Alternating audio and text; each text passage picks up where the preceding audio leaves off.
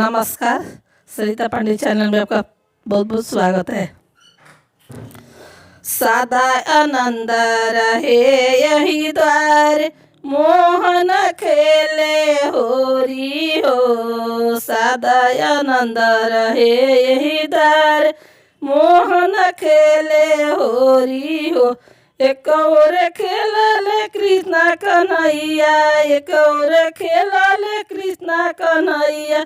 एक और राधा प्यारी हो, एक और राधा प्यारी हो। सदा आनंद रहे यही द्वार, मोहन खेले होरी हो। सदा आनंद रहे यही द्वार, मोहन खेले होरी हो।